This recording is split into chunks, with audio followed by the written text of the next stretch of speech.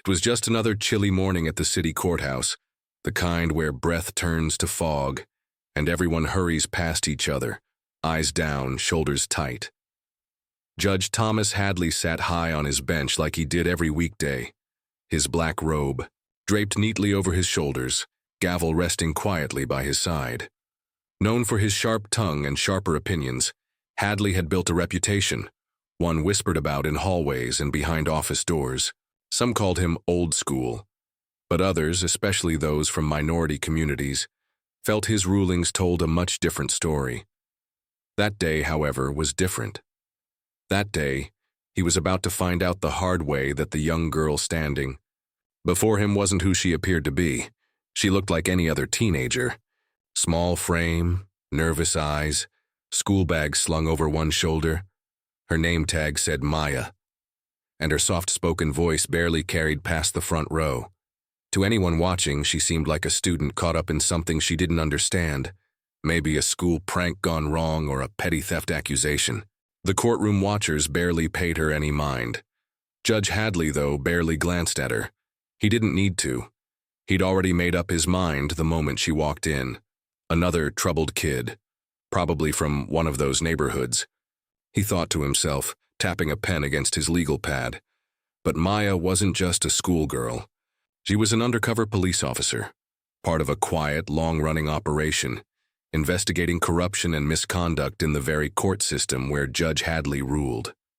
Young, brilliant, and fearless, Maya had been training for this moment for months, and she wasn't just there to observe. She was the final piece in a puzzle that law enforcement had been putting together behind closed doors, a puzzle that had Judge Hadley's name written all over it. Yet as she stood there under his gaze, she had to pretend she was afraid. She had to let him believe he had all the power, because the moment he let his guard down, that would be when everything changed.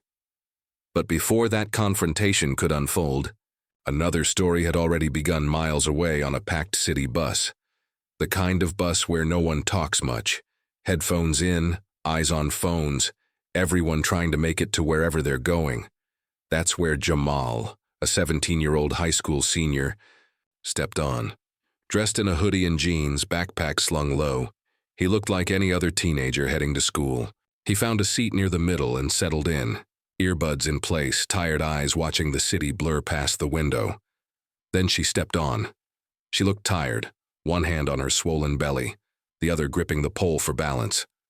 Her eyes scanned the rows of passengers, but no one looked up. No one moved. Jamal did. Without hesitation, he stood and offered her his seat. A simple gesture, a small act of kindness.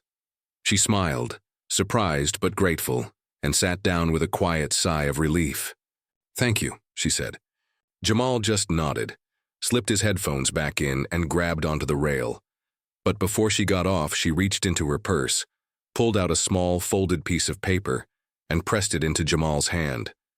"Read it when you get home," she whispered, then disappeared into the crowd outside the bus. Later that night, sitting on the edge of his bed, Jamal unfolded the note. What he read didn't just surprise him. It changed everything. It connected him to a story bigger than he could have ever imagined. A story that would eventually circle back to that courthouse, back to Maya, back to Judge Hadley. A story about truth, justice, and the people brave enough to stand up when no one else would. But for now, all he had was a note and a choice. Jamal sat frozen, eyes scanning the neat handwriting on the paper. The note was short, but it carried a weight that made his chest tighten. It read, "You don't know me, but I know who you are. What you did today mattered more than you think. If you're willing to listen, there's something you need to know, something important. Come to the corner of 5th and Blake, tomorrow at 4 p.m. and come alone." He read it again, then a third time. His hands were slightly trembling. Who was this woman, and how did she know who he was? He hadn't recognized her, just another stranger in the city, like everyone else. But there was something about her eyes, something that felt intentional, like she had been looking for him all along. The note didn't threaten him, but it didn't feel casual either. It felt like the start of something bigger, and even though he didn't fully understand why, Jamal couldn't stop thinking about it. The next day at school, he was distracted. His friends joked with him at lunch, but he barely laughed. His teachers asked questions in class, but his mind kept drifting. At 3:45, he told his mom he was staying after for a group project. By 3:58, he was standing at the corner of 5th and Blake, backpack slung over his shoulder, heart pounding. The street was quiet, just a few people walking by, some kids skateboarding near the alley. Then he saw her. Same soft eyes, same calm smile. She was waiting by a bench, coat wrapped tight. Round her? "You came," she said simply, like she already knew he would. "Yeah," Jamal said. "I read the note. You said you know me, but I don't even know your name." She nodded slowly, eyes scanning the street before answering. "I'm Aaron. I used to work in the prosecutor's office downtown. I knew your father, Jamal's." Breath caught. No one ever talked about his father, not even his mom. He had died when Jamal was a baby, at least that's what he'd always been told. "I don't understand," he said. "My mom told me he passed away years ago." Aaron looked at him for a long moment. "That's what they wanted everyone to believe. But your father didn't just disappear. He was involved in a case that got buried, shut down by people with power. People who didn't want the truth to come out. I think it's time you knew what really happened." Before Jamal could ask more, Aaron handed him another envelope, this one thicker, sealed. "Don't open it here," she said quietly. "Take it home. Read it when you're alone. And after that, if you still want to know more, meet me again. Same time, same place. The truth is dangerous, Jamal, but it's also necessary." As Jamal turned and walked away, envelope tight in his grip, he could feel the weight of something bigger pulling him in. He didn't know what he was stepping into, but he knew it was already changing everything. Meanwhile, back in the courthouse, Maya was walking a thin line. Her job wasn't just to observe anymore. She had been assigned to get closer, to judge. Hadley, to his courtroom clerks, to the people around him who might be helping cover up years of misconduct. Every move she made had to be careful, calculated. The wrong word, the wrong look, and the whole operation could collapse. She kept her story simple. 17. Arrested for shoplifting. First offense.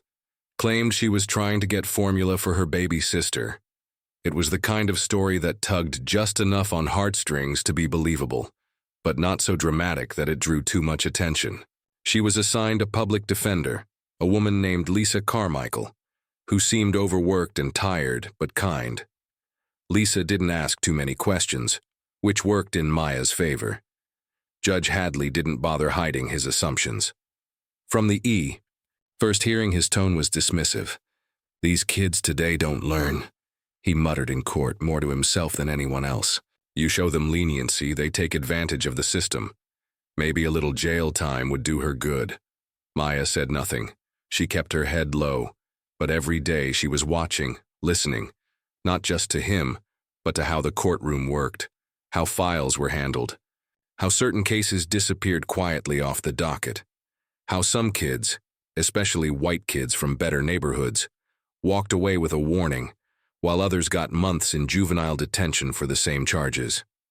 There was one clerk in particular. She had her eye on David Shaw. He'd been working in the courthouse for years and was known as Judge Hadley's right hand. But Maya's team had flagged him months ago. Too many missing records. Too many sudden errors that always seemed to help the right people. Her job was to get closer to him, find a crack in the routine. She started small, asking questions about her file, pretending not to understand the legal jargon, acting confused, vulnerable. Shaw took the bait. "Don't worry," he said one afternoon, sliding her file into a drawer. "Sometimes things get lost in the system. Maybe your case will too, if you keep your head down." It wasn't a direct offer, but it was enough. Enough for Maya to report back to her handler. Enough to know Shaw had been doing this a long time. Back at home, Jamal waited until the house was quiet before opening the envelope. Inside was a stack of papers, some printed, some handwritten, some photocopied. Police reports, legal documents, old letters. One photograph showed a man he recognized from a single faded picture on his mother's dresser. His father, the documents, told a story he couldn't believe. His father had been a key witness in a police misconduct case nearly 2 decades ago. He had agreed to testify against several officers involved in corruption, including connections to a county judge. But before he could testify, he vanished. The official report said he was presumed dead, missing after a car accident. But the files in front of Jamal told a different story, suggesting there was no accident at all, that he had been silenced. Jamal. Read late into the night, page after page, connecting dots he didn't even know existed. By the time the sun began to rise, he wasn't just angry, he was determined. Someone had covered up the truth about his father, and now, for some reason, Aaron wanted him to be the one to uncover it. What he didn't know yet was that his father's case had once come across the desk of a certain judge, Judge Thomas Hadley. And what Jamal didn't realize was that his journey was about to collide with Maya's in a way that neither of them saw coming, because the story wasn't just about a boy and a bus ride, or a schoolgirl in a courtroom. It was about a system built to protect some and punish others, and about the people brave enough to challenge it, even if it meant putting everything on the line. But that part of the story was still waiting to unfold. The next time Jamal met Aaron, the questions were ready to spill out of him. He showed up early, pacing the same sidewalk where they'd last spoken. The city buzzed around him, horns blaring, tires splashing through puddles. But he barely noticed. His thoughts were too loud. When she appeared, her face calm as ever, he didn't wait for greetings. "Why me?" he asked. "Why now? Why not just take this to the police?" Aaron didn't answer right away. She glanced around, making sure no one was watching, then nodded toward a small coffee shop. They sat in the far corner, away from the windows. "Because some of the people we'd need to trust are the same ones who helped cover it up," she said. "We tried before. Whistleblowers, internal complaints. Every time someone got close, they were pushed out or threatened into silence. Your father was one of the few willing to stand up, and he paid the price." Jamal leaned back, his stomach knotting again. "So what am I supposed to do?" "You're not just his son," Aaron said quietly. "You're smart, you're thoughtful, and you saw something most people ignore when you gave up your seat on that bus. You see people, that matters. We need someone like that right now?" Jamal didn't answer. Not yet. But something had already shifted inside him. While Jamal wrestled with his father's shadow, Maya was starting to feel the heat in Judge Hadley's courtroom. Something had changed. Shaw had become more cautious. The judge was colder than usual. The mood felt tighter, as if someone knew the walls were closing in. Maya stuck to the routine, played her role perfectly, but even pretending started to feel risky. Late one afternoon, as she sat in the holding area waiting to be escorted back to court, a man approached her. He looked like another defendant, plain clothes, tired eyes, but he leaned in just enough to whisper, "They know someone's watching. Be careful. They're checking files. Don't trust anyone." Maya barely reacted, but her pulse jumped. She didn't know who he was, possibly another undercover or maybe someone just trying to help. Either way, it meant the clock was ticking faster than she thought. At the same time, Lisa, her public defender, began to dig a little deeper into Maya's case. It started when a small detail didn't add up. A timestamp on a security tape didn't match the arrest report. Lisa brought it up during a sidebar, and Judge Hadley brushed it off, claiming clerical error. But something about his quick dismissal felt off. Lisa had been working in that courtroom too long not to notice when someone was hiding something. She started asking quiet questions around the courthouse, pulling old case files to compare with Maya's. What she found was strange. Several cases with similar errors, all involving young defendants of color, all processed unusually fast through Hadley's court. Didn't prove anything, but it was enough to raise concern. One night, Lisa stayed late at her office, flipping through a folder when a knock came at her door. It was David Shaw. "You shouldn't be looking through those," he said, his voice low. Lisa didn't answer right away. She closed the folder calmly and met his eyes. "Is that a threat?" Shaw smiled, but it didn't reach his eyes. "Just advice. Some things are better left buried. Lisa waited until he was gone, then locked the files in her cabinet. She didn't trust anyone anymore. Not completely. Back in Jamal's world, the envelope had triggered more than just questions. He started noticing things. How some stories in the news vanished quickly. How people he tried asking about his father either didn't respond or changed the subject. Even his mother, when he finally asked her outright, hesitated before speaking. "I was trying to protect you," she said softly. "Your father wanted to do the right thing, and they made him disappear. I was scared. Still am."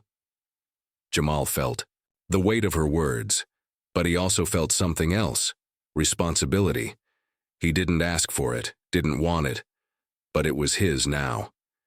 He started working with Erin quietly, helping her sort through more documents, looking for patterns, names, connections.